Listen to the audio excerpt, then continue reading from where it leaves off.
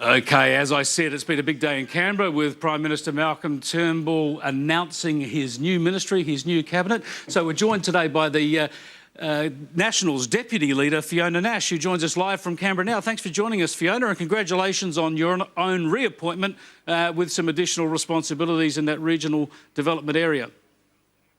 Chris, that's a pleasure. Thank you very much. Now, how's it going with the coalition? You all cosy together now, the Nats and the Liberals? It's going very well. We've always been very cosy, Chris, as you would know, but it's terrific. We're just all focused now, having won the election, on getting on and delivering as the government now of the day. Well, the Nationals did better in the election than the Liberals did, which is why you've been rewarded with more spots in the ministry.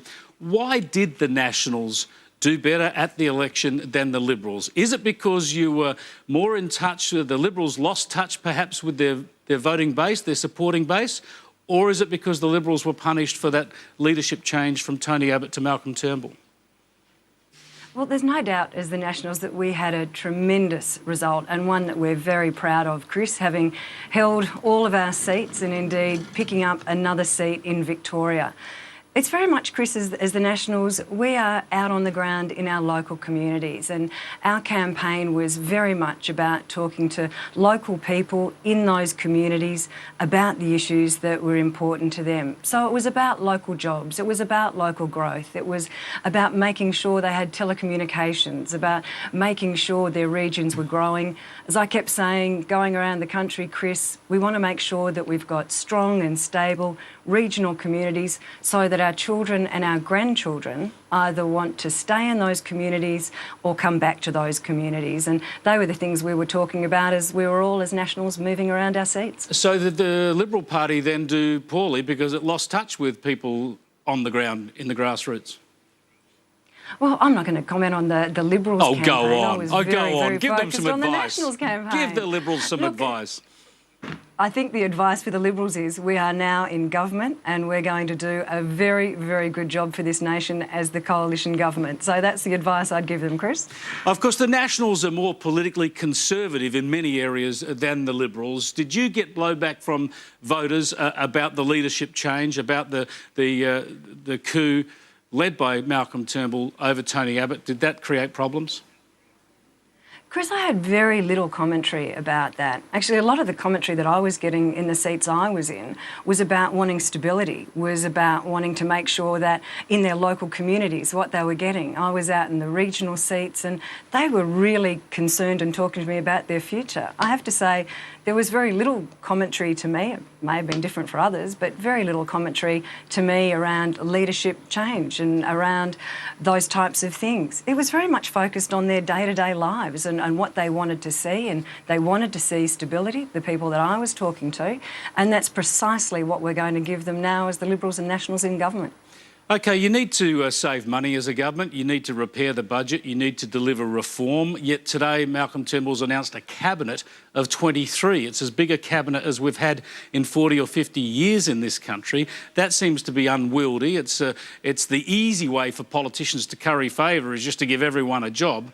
Shouldn't it have been a smaller cabinet, if anything? Well, there obviously matters for the Prime Minister, Chris, as you would well know, in terms of the size of the cabinet. But I don't believe so. Having now been in that cabinet since earlier this year, I've been really impressed with all of my colleagues in cabinet. They're doing a tremendously good job. I don't think you can say that an extra number is going to suddenly make that unwieldy. 23 sounds pretty unwieldy, doesn't it? Could you imagine a company board of 23? I mean, it's going to take you half an hour just to say good morning to everybody. Chris, I don't think anyone's focused on, gee, a single number is going to make a great difference. The thing about the cabinet is the people that are in it and the jobs that they're doing. And they're doing very, very well around that cabinet table. And I'm not hung up on numbers, and I doubt very much anybody sitting out in the streets and the towns that I represent are really focused on it either. Well, what about this number then? There's 23 jobs there for cabinet. They're presumably the 23 best performers in the Liberal and National Party. Does it surprise you that Tony Abbott couldn't be among the 23 best politicians in the coalition? I think it's a great thing to have when you've got so much talent that you've got too much to actually fit around a cabinet table, and really that's the Prime Minister's problem. So that's why Tony Abbott's not in. That's why Tony Abbott, the former Health Minister, former Workplace Relations Minister, former Prime Minister, he can't get in because he's not talented enough. Tony Abbott did a fantastic job taking us back into government, and I don't think anybody would deny that. But we've now got a situation where we've got Malcolm Turnbull as the Prime Minister taking us into the new government. I'm a great believer in looking forward, Chris, and I think we've always got to look at the talent that we have on offer and that regeneration and moving forward, and I think that's what the community expects us to do. Now, one of the obvious problems the coalition's got, it still has, is the lack of female representation within your ranks. I think someone's done the percentages of it's about 80% men in coalition MP ranks these days. Now, presumably you agree that's a problem. How do you fix that? Well, it is a problem and we do need to do better. And I think people really need to be focused on the fact that we do. I'm very proud to be the first woman that's been the federal deputy leader of the National Party. We've got terrific women coming through. In the National Party, we've actually done an extremely good job getting women to high positions in the organisational side of the party.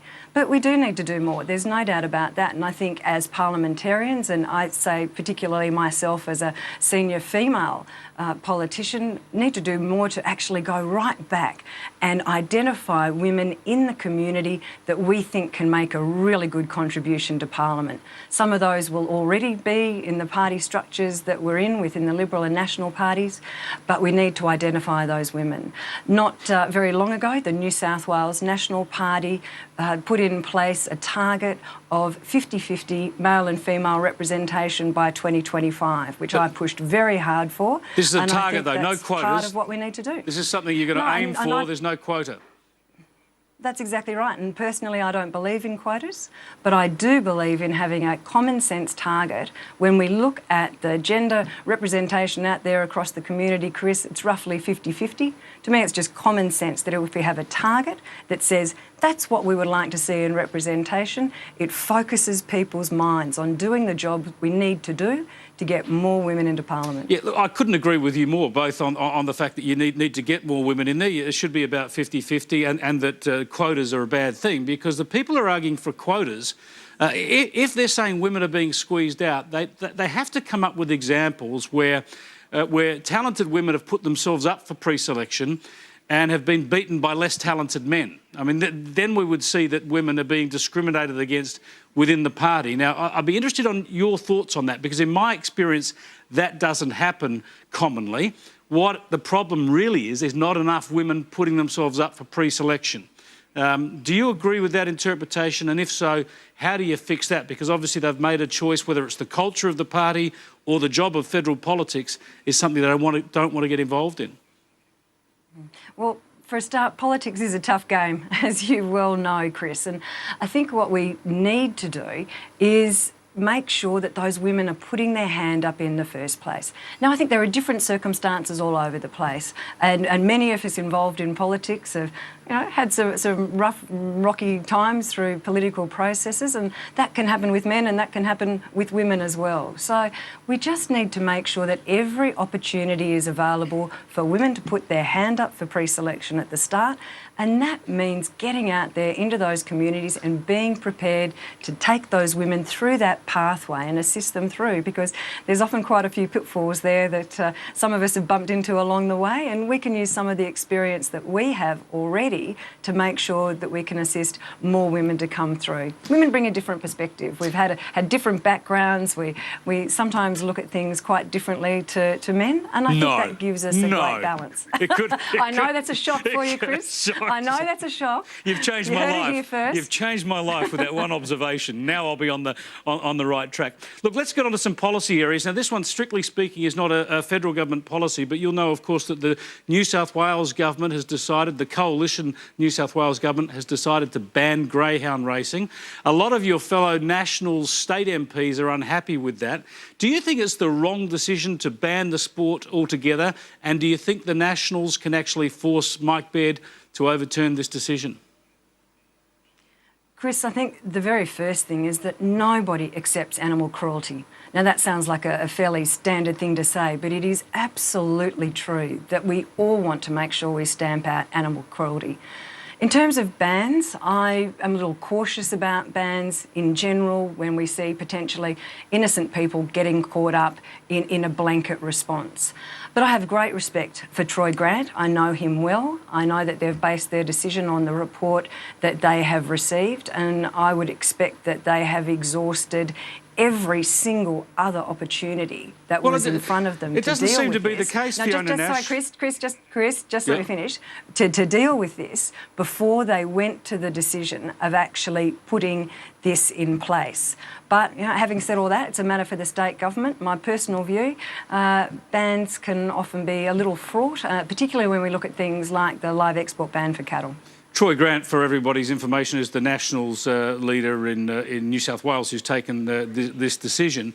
What I was going to say is that the state government in New South Wales hasn't exhausted all opportunities here. This report actually said it should consider banning the sport, but if not, it gave out a whole raft of dozens of recommendations it could put in place to prevent cruelty and to put tighter regulation on the industry. Are you concerned that they've actually jumped the gun here and banned a whole industry, hurt a lot of people's livelihoods, not to mention their hobby, without actually trying to fix the problem first? Well, clearly the decision's been taken by Mike Baird and Troy Grant in what they see as the best interests of the animals and clearly the industry itself. I'm a little cautious, as I say, Chris, about bans and the nature of that, but it was something that I would certainly give the respect to Troy Grant to actually have a discussion with me directly about before I was going to make a comment about what they've done on the television to you, Chris. OK, so a bet each way there, if I could put it that way. Let's go on to one other issue. I mentioned at the start that Kevin Rudd wants the government to back him in for the UN Secretary General's job. Julie Bishop says this will be a decision for Cabinet. You'll have a say in that, obviously. Do you think the coalition government, the Turnbull government, should back Kevin Rudd for the UN Secretary General's job? Well, I think there's going to be a range of views out there in the community about this, Chris, having listened to your entree into the show with Do you disagree with me? Do you disagree with me? That's a nice way to short-circuit it. Do you think I've got it wrong or am I spot on? I think you will know perfectly well that this will be and would be a decision for the Cabinet should it come before the Cabinet, Chris, and that's my view on the matter. Well, feel free to show Cabinet a little Facebook post of my my opening editorial, and hopefully maybe that would sway some of their minds. Oh, I will indeed, Chris. I'm sure you're very persuasive. Thanks very much. OK, so we've got Julie Bishop and yourself, both deputy leaders of your party, not going on the record backing Kevin Rudd or opposing him. We'll have to just wait and see, hey? Indeed you will, Chris. All right, thanks for joining us very much, Fiona Nash. Thank you. That's Fiona Nash, the Deputy Nationals leader, Cabinet Minister. Very interesting thoughts there on the greyhound racing issue. Also, the very drastic need for the coalition to work hard and get many, many more women into federal parliament. After the break, we've got a crackerjack panel and we're going to sort out the problems of the nation.